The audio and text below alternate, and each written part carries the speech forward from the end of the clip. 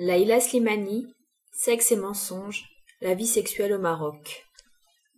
Lorsque j'ai publié mon premier roman, Dans le jardin de l'ogre, Gallimard, à l'été 2014, certains journalistes français se sont étonnés qu'une Marocaine puisse écrire un tel livre.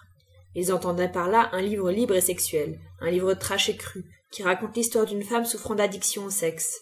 Comme si, culturellement, j'aurais dû être plus pudique, plus réservée. Comme si j'aurais dû me contenter d'écrire un livre érotique aux accents orientalistes, en digne descendante de Scheherazade. Pourtant, il me semble que les Maghrébins sont très bien placés pour aborder des thématiques liées à la douleur sexuelle, à la frustration ou à l'aliénation. Le fait de vivre et d'avoir grandi dans des sociétés où la liberté sexuelle n'existe pas fait du sexe un objet d'obsession permanente. La sexualité est d'ailleurs une problématique très présente dans la création littéraire contemporaine. On la retrouve chez Mohamed Choukri, Tahar Benjeloun, Mohamed Lefta, Abdel Ataya.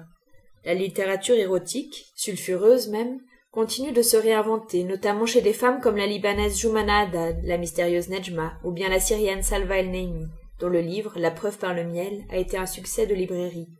Mon premier roman n'a donc rien d'une exception.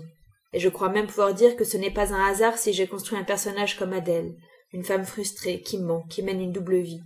Une femme rongée par les remords et par sa propre hypocrisie. Une femme qui contourne les interdits et qui ne jouit pas. Adèle est, d'une certaine façon, une métaphore un peu extrême de la sexualité des jeunes femmes marocaines. À l'occasion de la sortie de mon roman, j'ai tenu à faire une tournée au Maroc et à présenter mon livre dans différentes villes du royaume. Je me suis rendue dans des librairies, dans des facultés, dans des médiathèques. J'ai été invitée par des associations et des groupes de parole. Ces 2 semaines de tournée ont été une véritable révélation. J'étais loin de me douter de la soif de débat chez ceux que j'allais rencontrer. À chacune de mes interventions, j'ai pu constater à quel point une rencontre autour de la sexualité passionnait le public et en particulier les jeunes. À l'issue des rencontres, de très nombreuses femmes sont venues vers moi avec le désir de parler, de me raconter leur histoire. Le roman a ceci de magique qu'il institue un rapport très intime entre l'écrivain et son lecteur et qu'il fait tomber les barrières de la pudeur ou de la méfiance. Avec elle, j'ai passé des heures extraordinaires. Cette parole-là, j'ai voulu la restituer, comme le témoignage poignant d'une époque et d'une souffrance. Mon but ici n'est pas d'écrire une étude sociologique, ni de faire un essai sur la sexualité au Maroc. D'éminents sociologues, d'excellents journalistes font ce travail ô combien difficile.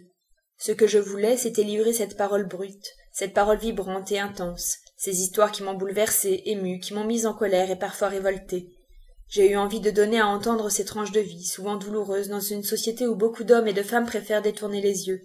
En me racontant leur vie, en acceptant de briser des tabous, toutes ces femmes m'ont en tout cas signifié une chose, leur vie a de l'importance. Elles comptent et doivent compter. À travers leurs confidences, elles ont voulu sortir, pour quelques heures au moins, de leur isolement et inviter les autres femmes à prendre conscience du fait qu'elles ne sont pas seules. C'est en cela que cette parole est politique, engagée, émancipatrice. À l'époque de ces rencontres, je pensais souvent à cette phrase de Fatima Mernissi, rêve de femme, une enfance au harem, à propos du personnage de Scheherazade, personnage magnifique mais parfois bien pesant pour les femmes musulmanes. Elle aiderait le sultan à voir que sa haine obsessionnelle des femmes était une prison. Elle guérirait l'âme troublée du roi en lui racontant les malheurs d'autrui. Pour la sociologue marocaine, si Scheherazade est un personnage si extraordinaire, ça n'est pas parce qu'elle incarnerait la femme orientale séductrice et lascive, mais, bien au contraire, parce qu'elle reprend ses droits sur le récit, qu'elle n'est plus seulement objet mais sujet de l'histoire. Les femmes doivent retrouver le moyen de peser sur une culture qui est l'otage des religieux et du patriarcat. En prenant la parole, en se racontant, elles usent d'une des armes les plus puissantes contre la haine et l'hypocrisie généralisée, les mots.